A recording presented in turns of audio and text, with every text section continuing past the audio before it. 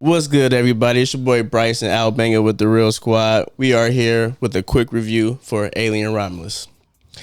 Now, this is directed by Fede Alvarez, and you are following a couple of colonists who are trying to make it off their planet by pretty much scavenging items for a trip to another planet. We won't get into too many details, but where they're scavenging the items from is a ship or some sort of space station that has been deserted right above their planet. And what do you know? It is a Wayland's. And you know what the Wayland mean, you know what I mean? Oh, quick plug though. We did come up on these alien buckets. Yes, got the alien head, of course, the xenomorph head, and the face hugger popcorn bucket. Yep. These things are getting pretty popular, so we had to really pull up a little early to get these because they sell out pretty fast. Yeah. But other than that, Aliens is back. I think the last few have been kind of misses or whatever. Yeah. I believe the dude that directed this one, Fede Alvarez, he did the Don't Breathe franchise and the more popular Evil Dead from 2013, I believe. Mm-hmm. So he has the eye, kind of for horror and thriller. So going in here, I was a little excited because I was a fan of the first Don't Breathe. I don't think I've seen Don't Breathe 2. I might have. I think that's one with the little girl, or whatever.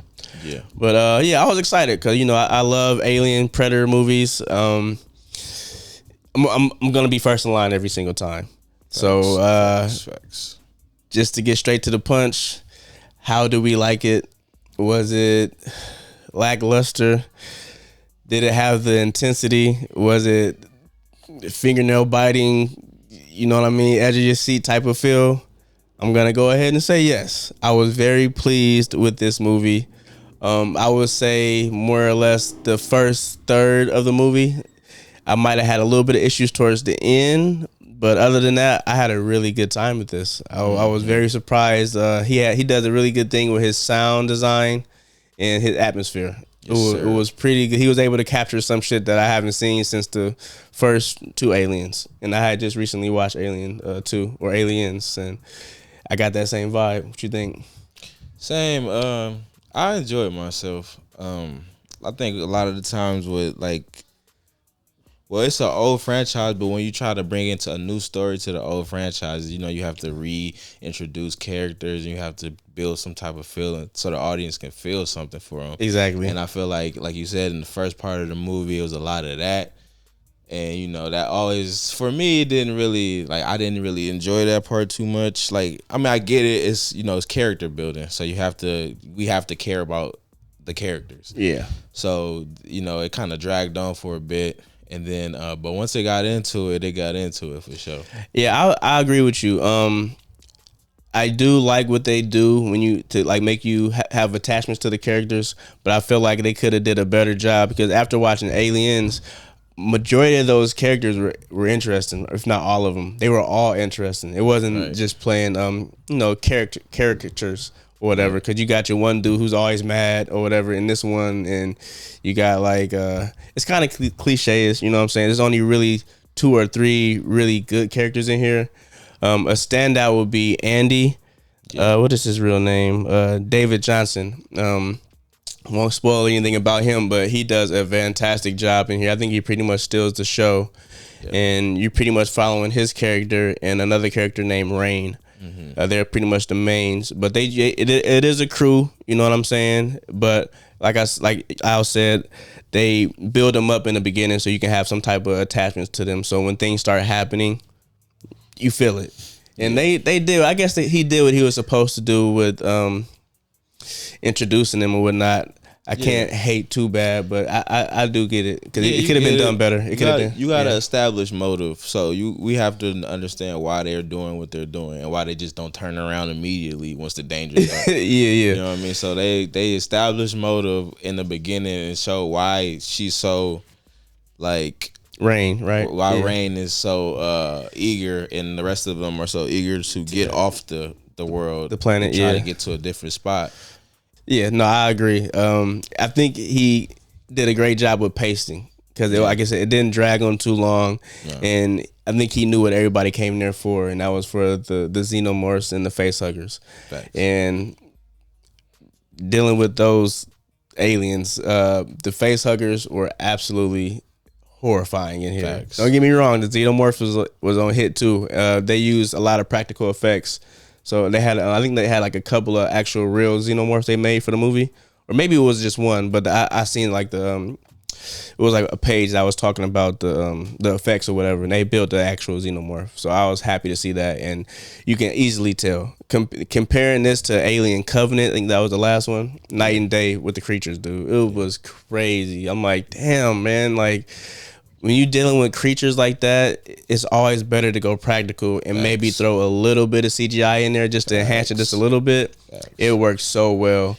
Yeah, the set design and the costume design was on point for sure. Yeah, for sure. He did well with the technology. Yeah. He did very little with the technology. You could tell what he did with the technology, but it was needed, like, you know, like the acid blood and stuff like that. Like, you can't just make, you know what I mean? It's hard to make that look, to make a real version of that. Yeah, so he used the CGI for that. You know, he did. They have a practical effect for that. Oh, so it's this chemical, and they use the styrofoam.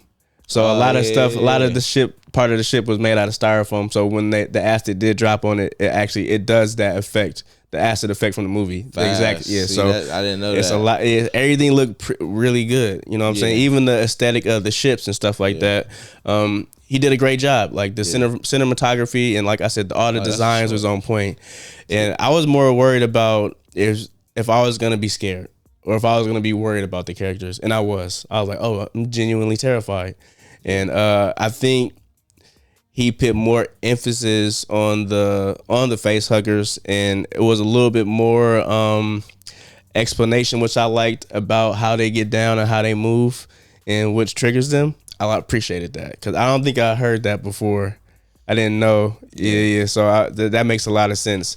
The way they was moving, like, you could tell they was like practical. Like, yeah, for sure. Like crazy exactly. CGI. I think if anything, maybe the face huggers got majority when they're like in a kind of like a running type situation. There was a in the third or the fourth act, they start to explain things that kind of I will say it kind of took me out of it because it referenced some things that I wasn't pleased about. I'm not gonna say what they referenced, but they referenced a couple of things that, for some reason, like the things they referenced, I don't hate it, but it didn't need it.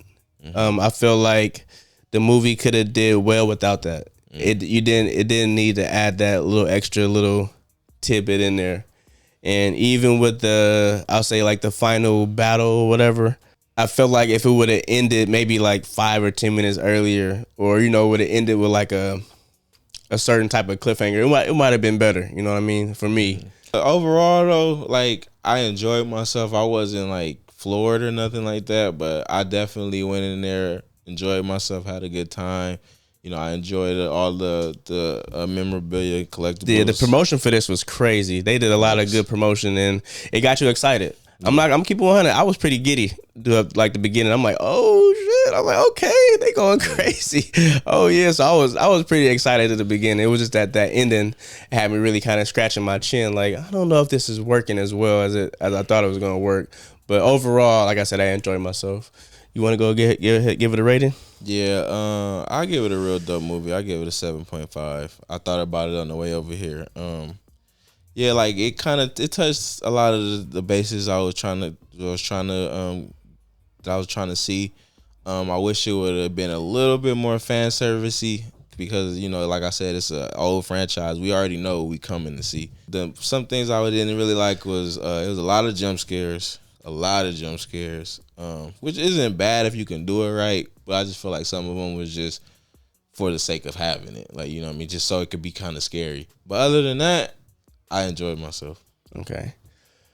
I'm gonna give it the real deal. I'm gonna give it a solid 8 because I think I enjoyed it a little bit more than you as far as like the beginning, and I actually did like how he was to play with sounds and even with the ship, how I feel like I can justify the jump scares because you know how it's super quiet in space, but then you transfer into inside the ship and something might spark or turn on, and it kind of it's kind of gets you in that mode where you don't really know what's about to happen, and it can kind of play with you a little bit like that. And I feel like that is a good transition from what he did with Don't Breathe, because he playing with a lot with sounds and stuff like that. So I think he did a really good job. I like that, and I do wish I feel like I wish they would have had a little bit more charisma with the crew, even though I don't hate them, because like it was a couple of standouts. Like I like the Rain character and I like the Andy character.